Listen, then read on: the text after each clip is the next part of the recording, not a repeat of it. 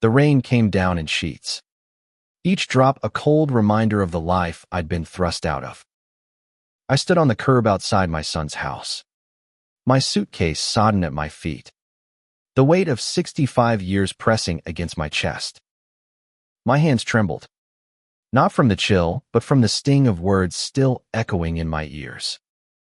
Mom, we need the space for Lisa's parents. They're moving in. You have to go. David's voice, once so soft when he was a boy, had been firm, unyielding, his eyes avoiding mine as he spoke. I'd raised him, loved him, sacrificed for him, and now I was cast out like an old piece of furniture, no longer useful.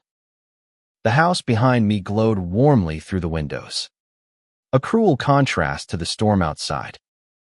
Inside, Lisa's laughter floated out, mingling with the clink of wine glasses. Her parents were already there, their voices loud and cheerful, staking claim to the home I'd helped build. I'd spent years babysitting their children, cooking meals, folding laundry, small acts of love I thought bound us. But love, I was learning, could be one-sided. I'd moved in with David and Lisa 3 years ago, after my husband, Richard, started spending more time at work.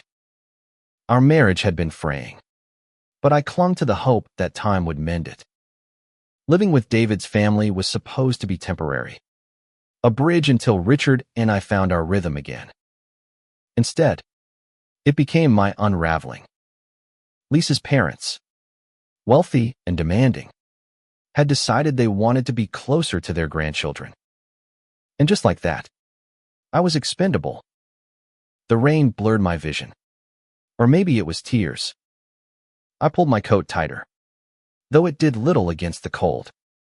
My phone buzzed in my pocket, and I fumbled to answer it, hoping it was David, calling to apologize, to say it was all a mistake. Instead, Richard's name flashed on the screen. My heart lifted for a moment. Maybe he'd heard. Maybe he'd come for me.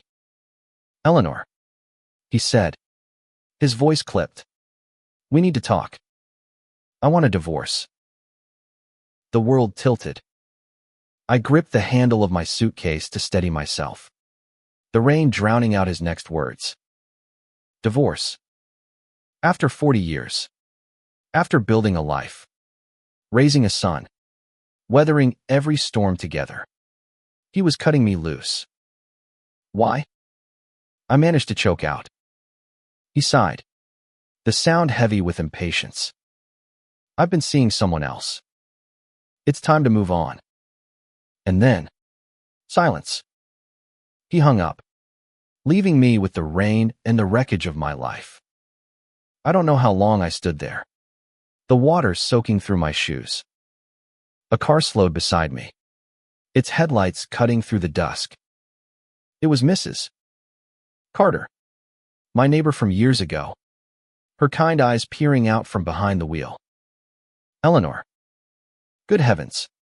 What are you doing out here? Her voice was warm, concerned, a lifeline in the storm. I couldn't speak, couldn't find the words to explain the double betrayal that had left me homeless and alone. She didn't press, just opened the passenger door. Get in. You're staying with me tonight. Her small apartment was a world away from the chaos I'd left. The walls were lined with photos of her late husband and children, now grown and scattered across the country. She made tea, the steam curling up like a promise of comfort, and sat across from me, waiting. I told her everything: David's dismissal, Richard's betrayal. The words spilled out, raw and jagged, until I was empty. Mrs. Carter listened, her hand resting gently on mine. You're stronger than you know, Eleanor, she said. You've lost a lot today, but you haven't lost yourself. That night, I lay awake in her guest room, the rain still tapping against the window. Her words echoed in my mind. but they felt hollow. Who was I? If not a mother, a wife. Those roles had defined me for decades, and now they were gone. Yet, as the hours ticked by, a small spark flickered within Maya's stubborn refusal to let this be the end. I'd built a life before. I could do it again. But how? Where would I go? The questions loomed, unanswered, as sleep finally claimed me. The next morning, Mrs. Carter was already up, humming as she set out breakfast. "I've been thinking," she said, sliding a plate of toast toward me. "There's a community center downtown. They have programs for folks our age classes, support groups, even job training. Maybe it's a place to start." I wanted to dismiss it, to crawl back into the safety of despair. But her eyes held such quiet conviction that I nodded. Maybe she was right. Maybe there was a path forward, even if I couldn't see it yet. The community center was a modest brick building, buzzing with life. Seniors gathered in clusters, some painting, others playing cards. Their laughter a stark contrast to the silence I'd carried since yesterday. A woman named Margaret, with a bright smile and a clipboard, welcomed me. "New faces are always a gift," she said, handing me a schedule. "What brings you here?" I hesitated, the weight of my story too heavy to share. "Just looking for a fresh start," I said. She nodded, as if she understood more than I'd said, and pointed me toward a creative writing class starting that afternoon. The class was small, just 6 of us seated around a table, each with a notebook and a story to tell. The instructor, a gentle man named Paul, asked us to write about a moment that changed us. My pen hovered over the page, the pain of yesterday too raw to capture. But then I started writing not about David or Richard, but about me. About the girl I'd been before them, the one who dreamed of painting, of traveling, of a life full of color and possibility. The words came slowly at first, then faster, each one a step toward reclaiming something I'd lost. As I wrote, I felt a shift, small but real. The pain was still there, sharp and unyielding, but so was something else, a flicker of hope, fragile but stubborn. I didn't know what lay ahead, but for the first time in years, I felt the stirrings of a life that could be mine again. The class ended, and Paul read my piece aloud, his voice steady and kind. The others nodded, their eyes warm with understanding. I wasn't alone. Not entirely. That night, back at Mrs. Carter's, I sat with her old photo albums, tracing the lines of her life. "You built this after your husband passed," I said, more to myself than to her. She smiled, her eyes crinkling. "I did. And you will too." For the first time, I believed her. The road ahead was uncertain, but I was ready to take the first step. The community center became my sanctuary over the next few weeks. Each morning, I'd walk the 5 blocks from Mrs. Carter's apartment, my steps a little lighter with each passing day. The creative writing class was my favorite, a space where I could pour out the fragments of my heart without judgment. Paul, the instructor, had a way of coaxing stories from us, stories we didn't even know we carried. Mine were raw, jagged things, memories of David as a toddler, clinging to my hand, or Richard's quiet smiles during our early years. But they were also stories of me, the woman I'd buried under decades of duty.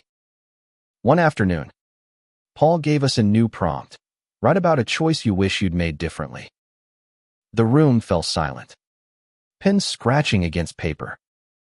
I thought of David, of the moment he'd asked me to move in with him and Lisa.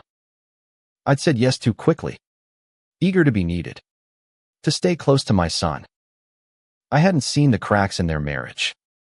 The way Lisa's family loomed over every decision. If I'd said no, would I still be standing on that curb? My life in a suitcase. The question gnawed at me. But as I wrote, I realized something else. I couldn't change the past, but I could choose what came next. After class, Margaret, the center's coordinator, pulled me aside. "Eleanor, you've got a gift," she said, her eyes bright. "Your writing, it moves people. Have you ever thought about sharing it beyond the class?" I laughed. The sound brittle. Me? Share my scribbles. But she was serious, handing me a flyer for a local storytelling event. "It's next month. People read their work, share their lives. You'd be perfect." The idea terrified me, but it also sparked something, a chance to be seen. Not as a discarded mother or wife, but as Eleanor, with a voice of her own. That evening, I told Mrs. Carter about the event. She clapped her hands, her face lighting up. "Oh, Eleanor, you have to do it. Think of it as a way to take back your story." Her enthusiasm was infectious, but doubt lingered. What if my words fell flat? What if no one cared? Still, I spent the night revising my piece, weaving together the pain of that rainy day with the hope I was beginning to feel.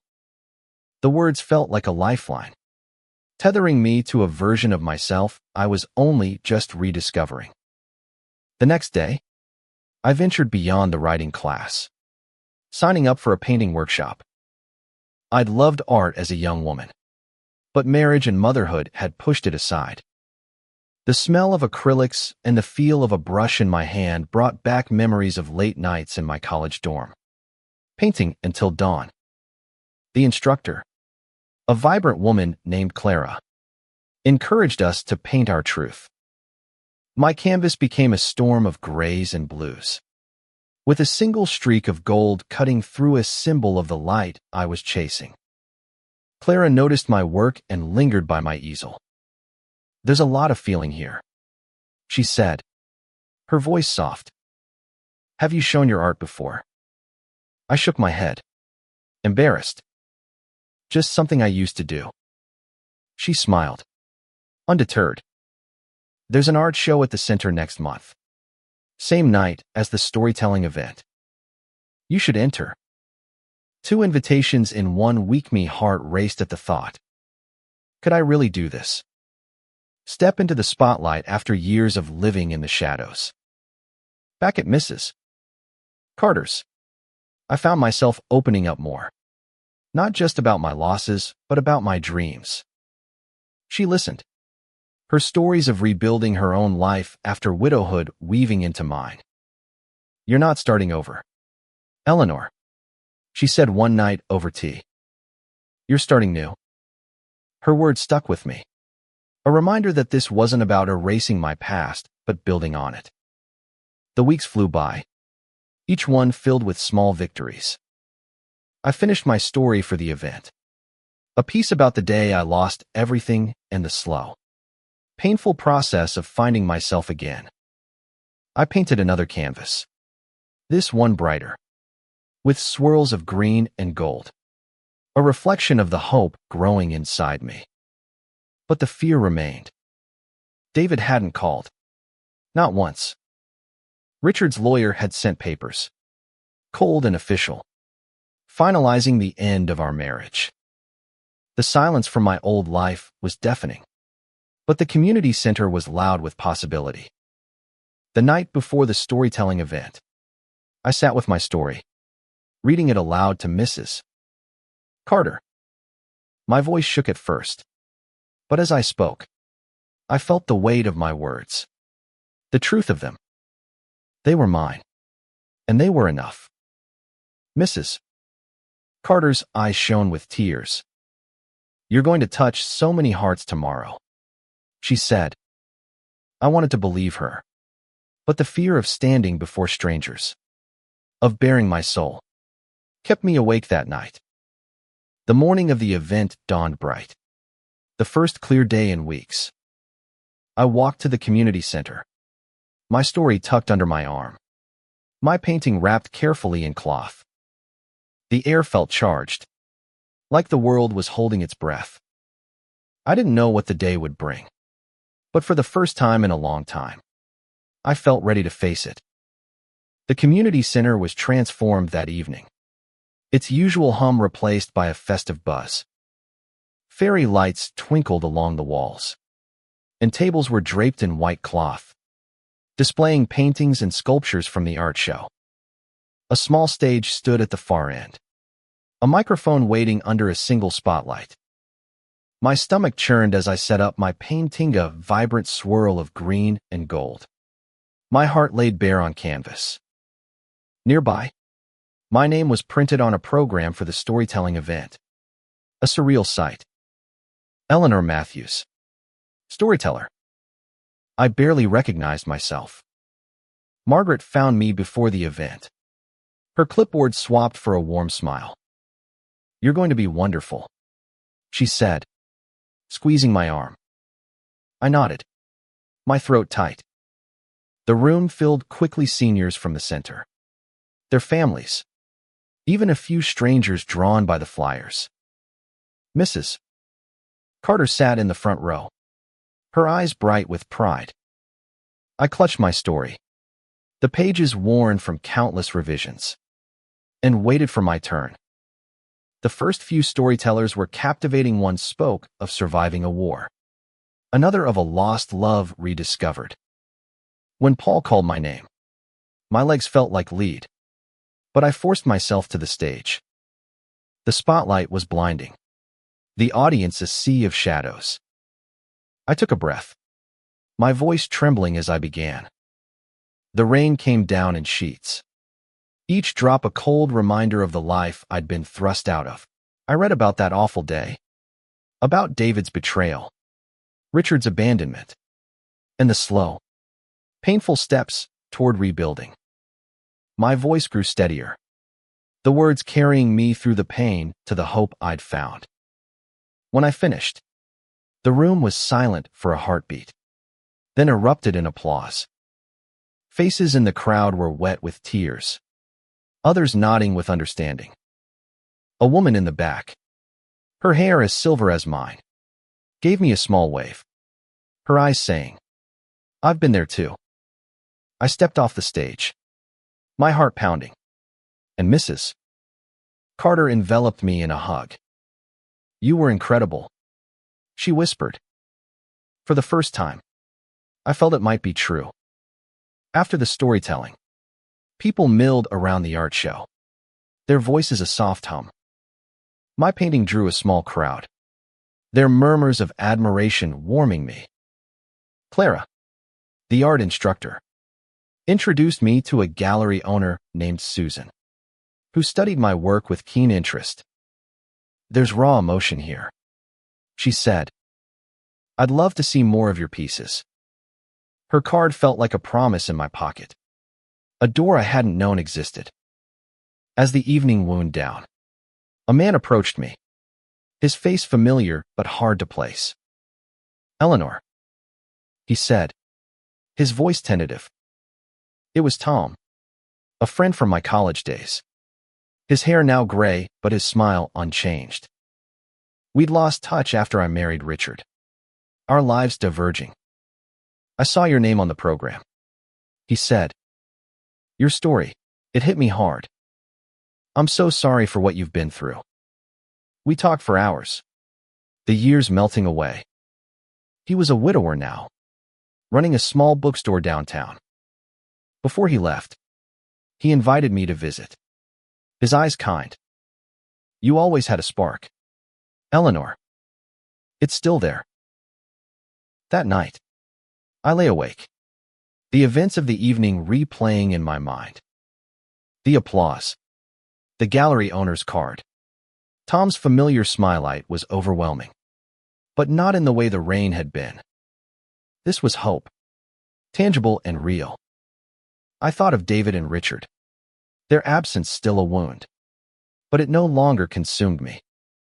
I was beginning to see a life beyond them, one where I could be enough. The next morning, I visited Tom's bookstore, a cozy space filled with the scent of old paper and coffee.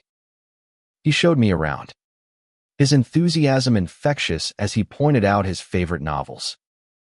We talked about our lives, the losses and the small joys that had carried us through. "You should come to our book club," he said. "You'd fit right in." The invitation felt like another step forward, a chance to build connections outside the shadow of my past. Back at the community center, I signed up for more classes: pottery, yoga, even a computer course to catch up with the world. Each one was a brick in the foundation of my new life. I started painting again, not just for the workshop, but for myself, filling canvases with the colors of my emotions.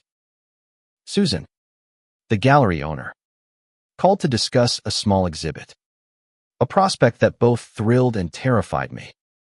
But the past wasn't done with me yet. One afternoon, as I left the center, I saw David standing by the entrance, his hands in his pockets, his face uncertain. My heart lurched, a mix of anger and longing.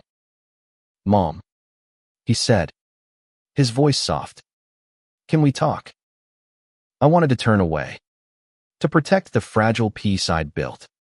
But something in his eyes stopped me. Maybe he was hurting too. Maybe there was a way back. Or maybe this was just another step in letting go.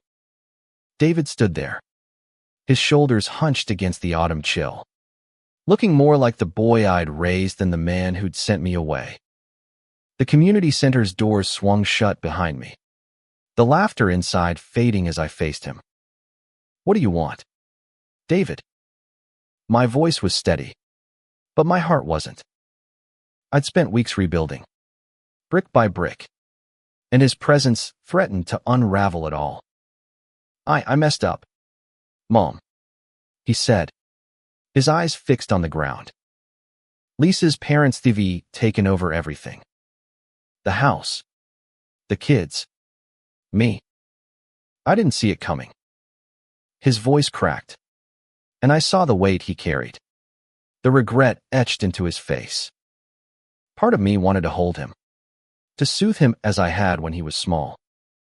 But another part, the part that had stood in the rain with a suitcase, held back.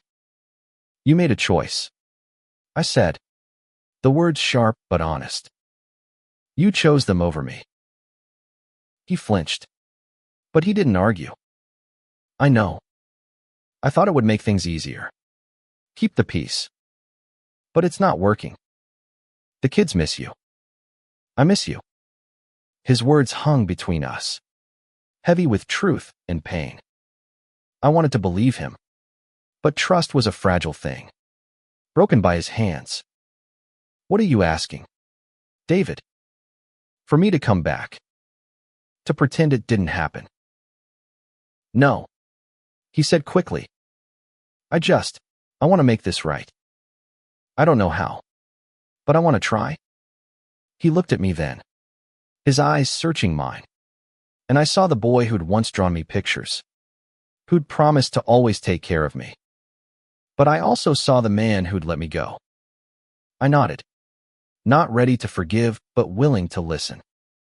"Let's walk," I said, leading him down the street toward a small cafe. Over coffee, he poured out his story. Lisa's parents had moved in, their wealth and expectations reshaping the household. They'd criticized his parenting, his job, even the way he'd arranged the furniture. Lisa sided with them, leaving David feeling like a stranger in his own home. "I didn't realize how much I relied on you," he admitted. "Not just for the kids, but you were my anchor." His words stirred something in me, Griff. Anger, love, all tangled together. I wanted to fix it for him, but I was done being the one who always gave. "I'm building something new, David," I said, my voice firm. I can't go back to being your safety net. Not after what happened. He nodded, his face tight with understanding. But I want you in my life. I added, softer now. We'll figure out what that looks like. But it has to be different. He agreed. And we sat in silence. The first step towards something new. Fragile but possible. That evening, I told Mrs. Carter about David's visit. She listened, her eyes sharp with wisdom. You're setting boundaries, she said. That's strength. Eleanor. Her words settled over me. A reminder that I was no longer the woman who'd stood in the rain. I was choosing my path, not letting others choose it for me. The next week, I threw myself into my art. Susan, the gallery owner, had scheduled my exhibit, and I spent hours painting, each stroke a declaration of my resilience. My canvases told my story: storms and sunlight, loss and rebirth. Clara helped me refine my technique, her encouragement a steady hand guiding me forward. The community center buzzed with excitement about the exhibit, and I felt a sense of belonging I hadn't known in years. Tom's bookstore became another refuge. I joined his book club, where lively debates over novels sparked new friendships. Tom and I grew closer, our conversations deepening as we shared stories of our pasts. He spoke of his late wife with love, but also of his readiness to move forward. You inspire me, Eleanor, he said one evening, his hand brushing mine. My heart fluttered, a feeling I hadn't known in decades. Was I ready for this? For something new, not just in my art or my family, but in my heart. The exhibit was a week away when David called again. Can I see the kids? I asked, testing the waters. He hesitated, then agreed. The next day, I met my grandchildren at a park, their small arms wrapping around me with such force I nearly cried. Why did you go, Grandma? Little Emma asked, her eyes wide. I knelt down, choosing my words carefully. Sometimes grown-ups make mistakes, but I'm here now. Their laughter as we played felt like sunlight after a long winter. The day of the exhibit arrived, my nerves a tangle of excitement and fear. The community center was packed, my paintings glowing under the lights. Susan introduced me, her praise humbling. As I spoke about my work, about the pain and hope woven into each piece, I saw David in the crowd. He'd come, uninvited but welcome, his presence a quiet promise of change. Tom was there too, his smile steady, grounding me. The night was a triumph, not just for my art, but for the woman I was becoming. I wasn't just surviving, I was thriving, building a life richer than I'd imagined possible. But as I looked at David, I knew the journey with him was far from over. Healing would take time, and I was ready to face it, one step at a time. The success of the exhibit lingered like a warm glow, but life didn't pause for triumphs. The next morning, I woke to a text from David. Can we meet again? Just us. My heart tightened, hope and caution wrestling within me. I agreed, choosing the same cafe where we'd talked before. It felt like neutral ground, a place where we could rebuild without the weight of the past pressing too hard. David was already there when I arrived, his hands wrapped around a coffee mug, his face lined with exhaustion. Lisa and I are fighting, he said, his voice low. Her parents, they're pushing for things I don't want. I'm trying to stand up to them, but it's hard. I listened, my heart aching for him, but also for myself. I'd spent years smoothing over his problems, but this time, I couldn't. David, I said, you have to fight for what you believe in. I can't do it for you. He nodded, his eyes glistening. I know. I need you in my corner. Mom. His words stirred the old instinct to protect him. But I held firm. I'm here. But not like before. You need to fix this. For you and the kids. We talked for an hour. Not just about his struggles, but about mine and me art. My new friends. The life I was carving out. For the first time. He listened. Really listened. And I saw a flicker of the sun I'd raised. The one who cared. Back at the community center. My classes became a lifeline. Pottery was messy but grounding. My hands shaping clay into something solid. Lasting.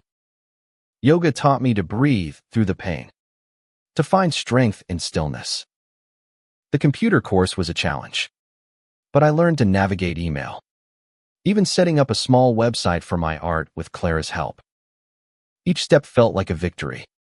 A reclaiming of the woman I'd been before life had worn me down. Tom's presence grew steadier in my life.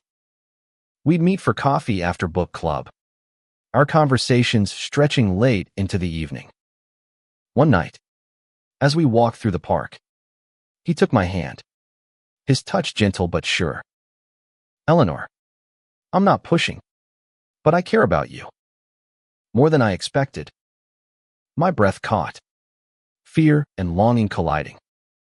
I hadn't thought of love. Not after Richard's betrayal. But Tom's kindness was a quiet invitation to try again. I care about you too, I said, my voice barely a whisper. It was enough for now. The gallery owner, Susan, called with news. A local art collector wanted to buy one of my paintings. The sum was modest, but it felt like a fortunia validation of my worth beyond my roles as mother or wife. I used the money to rent a small studio apartment, a space of my own. Moving out of Mrs. Carter's felt bittersweet, but she hugged me tightly, her eyes shining.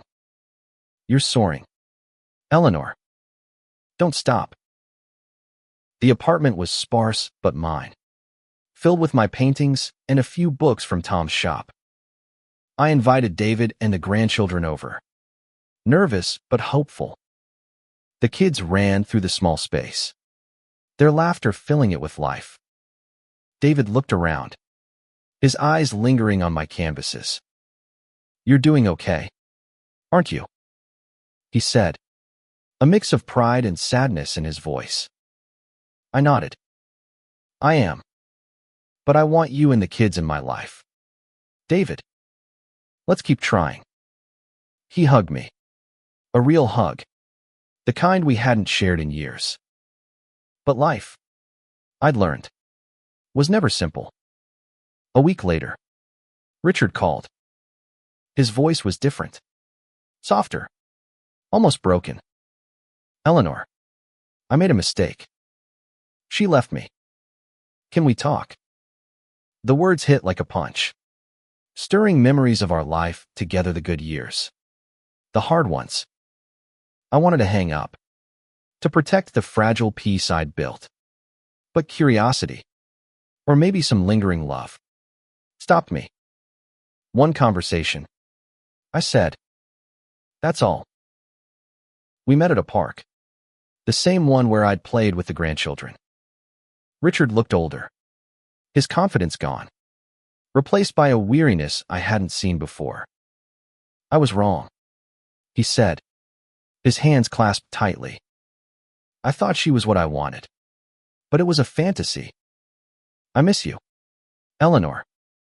His words were a knife, cutting through the walls I'd built.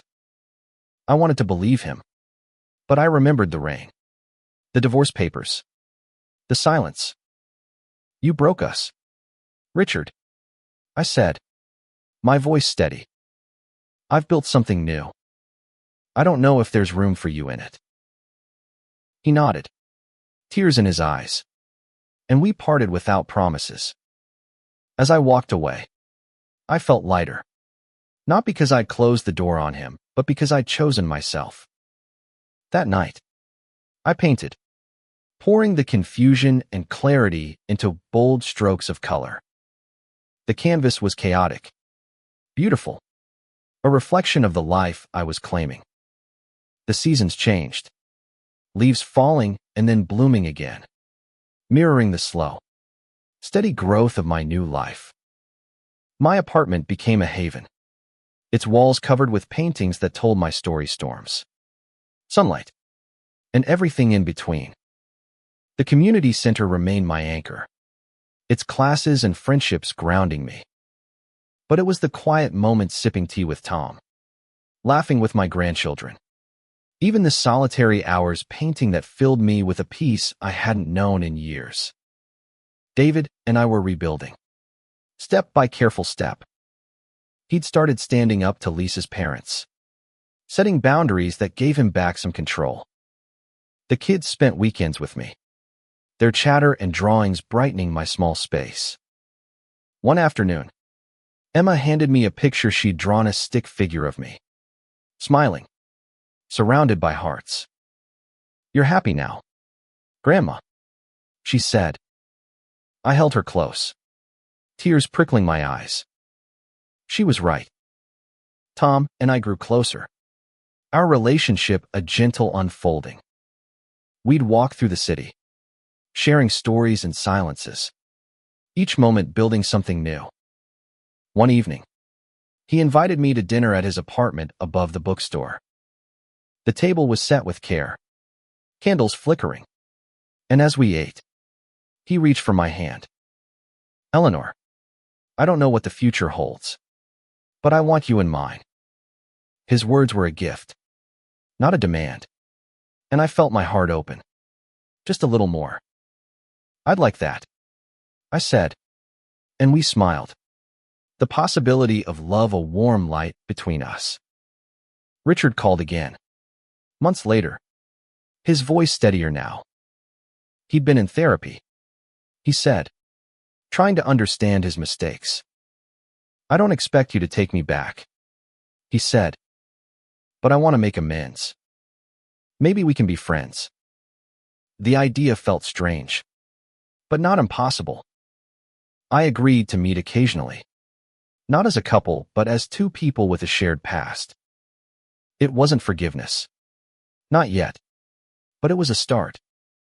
My art took on a life of its own. Susan arranged another exhibit, this one at her gallery, and my paintings sold small sums, but each one a validation of my voice. I started teaching a painting class at the community center, sharing what I'd learned with others. Watching my students find their own stories in color and shape was a joy I hadn't anticipated, a reminder that healing could ripple outward. One spring morning, I stood in my apartment, looking at a new canvas, a bright, bold piece filled with greens and golds, a single streak of gray weaving through it. The gray was my past, the pain I'd carried, but it no longer dominated. I thought of that rainy day, the suitcase, the betrayal. It had broken me, but it had also set me free. I wasn't the woman I'd been, nor the girl I'd once dreamed of being. I was something new, forged in loss and resilience, painted in colors I'd chosen. As I prepared for another day at the community center, my phone buzzed. It was a photo from Davida family picnic he'd planned, the kids waving at the camera, a spot saved for me. I smiled, slipping the phone into my pocket. I'd go, not because I had to, but because I wanted to. My life was no longer defined by others' choices. It was mine, built from the ashes of what I'd lost, vibrant and full. I stepped outside, the spring air warm against my skin. The world was alive, and so was I. There would be more challenges, more moments of doubt, but I knew now what I was capable of. I'd faced the worst and found my way through. Whatever came next, I'd meet it with a brush in my hand, a story in my heart, and the courage to keep going.